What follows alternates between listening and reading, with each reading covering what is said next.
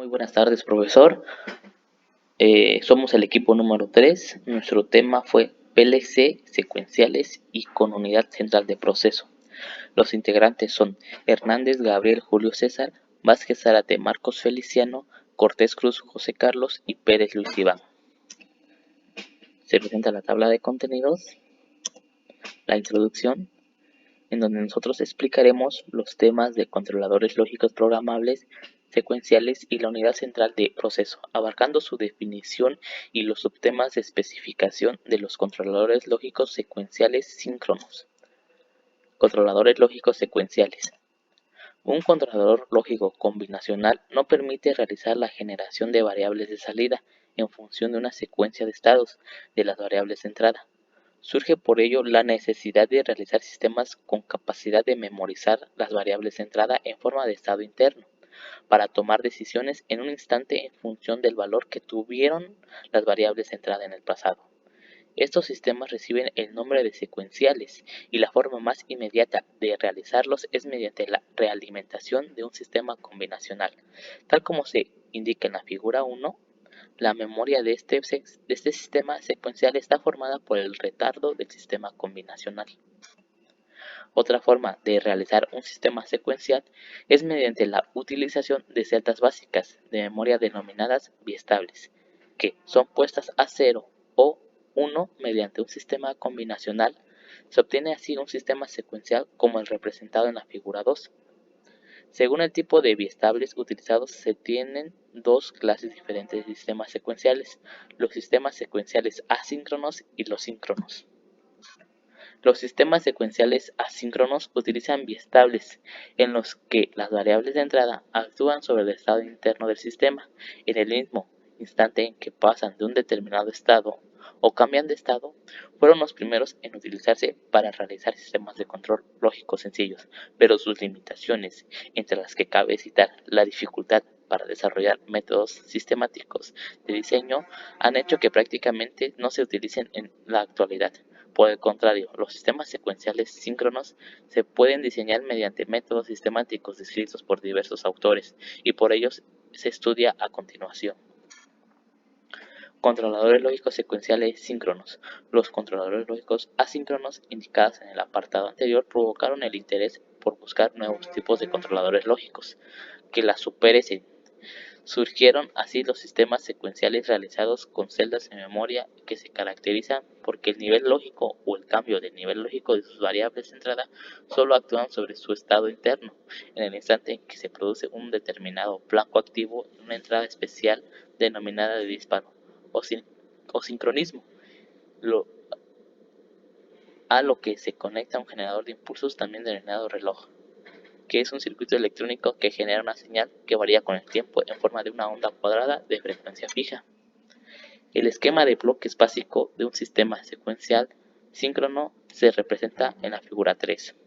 Se utiliza la simbología normalizada por la Convención Electrotécnica Internacional, que constituye una herramienta de gran utilidad para comprender el funcionamiento de los circuitos digitales. La utilización de un sistema secuencial síncrono para controlar un proceso físico lo convierte en un controlador lógico síncrono.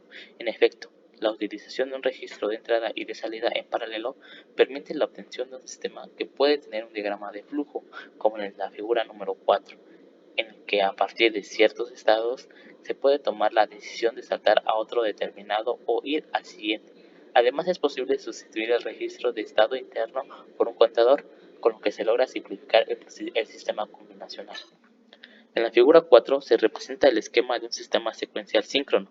Implementando con un contador y un sistema combinacional, el contador posee m bits de entrada y salida de información en paralelo, una entrada de selección, de modo que operación M1, según se encuentre en un estado 1 o 0, hace que los impulsos del generador provoquen el contaje o la entrada en paralelo respectivamente. Una entrada de inhibición G2, que si se encuentra en estado 0, inhibe la entrada de la información en paralelo o el cotaje. Una condición imprescindible para un correcto funcionamiento del circuito de la figura 4, al igual que el de la figura 2, es que el periodo del generador de impulso sea mucho menor que el intervalo mínimo entre dos cambios de cualquiera de las variables de entrada. Solamente si se cumple esa condición, se garantiza que el sistema responde a todos los cambios de valor lógico de las variables de entrada. Pero además, el sistema de la figura número 4 presenta el problema inherente a la falta de sincronismo entre las variables externas y el generador de impulsos, que se hace patente cuando el sistema debe cambiar de estado interno en función del valor lógico simultáneo o de varias variables externas. Para evitar el problema anteriormente mencionado, se puede sincronizar las variables de entrada externas con el generador de impulsos, tal como se indica en la figura 5, que representa el esquema de un controlador lógico síncrono realizado con un contador en el que las variables de entrada se sincronizan mediante registros activados por niveles y conectados en serie. La entrada C del primero de ellos, cuyas entradas de información se conectan a las variables externas, se activan con el nivel que sigue el flanco activo del generador de impulsos. Las especificaciones de los controladores lógicos secuenciales síncronos. A partir de las especificaciones, el comportamiento de un sistema secuencial síncrono utilizado como controladores lógicos se puede definir mediante un diagrama de flujo, también denominado diagrama de estados. Esta forma de definir los controladores lógicos se basa en el análisis del estado de las variables de entrada, cuyo nivel lógico debe ser detectado en cada instante. También se le puede denominar simplemente controladores lógicos cableados. Presentan el inconveniente de que para cambiar su forma de funcionamiento hay que cambiar los elementos que forman su circuito combinacional o la interconexión entre ellos, y por ello solo se puede utilizar para realizar controladores lógicos sencillos.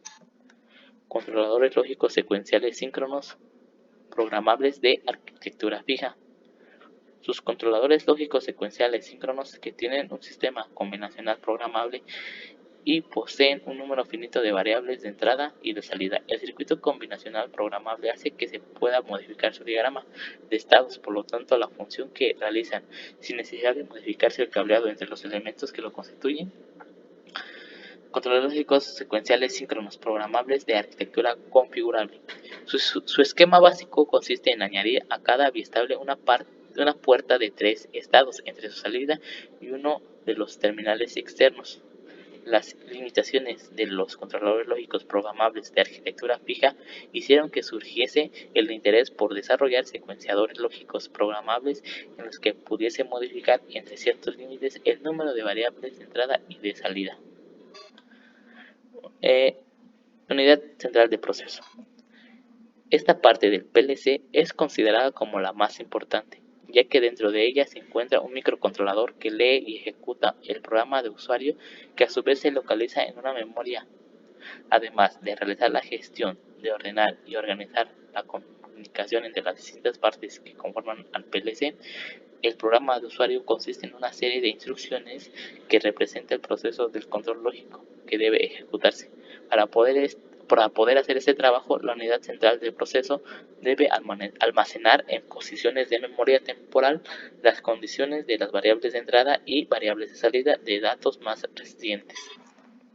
Si bien todos los PLC son iguales, básicamente la estructura de sus CPU responde a la forma de trabajo de cualquier microcontrolador, es decir, la unidad central de proceso en esencia tiene la capacidad para realizar las mismas tareas que una computadora personal, porque, como ya se mencionó líneas atrás, en su interior se encuentran instalados un microcontrolador que es el encargado de gobernar todo el proceso de control. En la figura 7 se observa el diagrama en bloques que representa el funcionamiento de un microcontrolador en el que se destacan las siguientes partes: el procesador o CPU, la memoria central, la memoria de programa de tipo ROM, EEPROM, EEPROM, flash, memoria de datos de tipo RAM, buses de control, datos y direcciones, línea de ES para comunicarse con el exterior, recursos auxiliares y el generador de impulsos de reloj. Conclusión.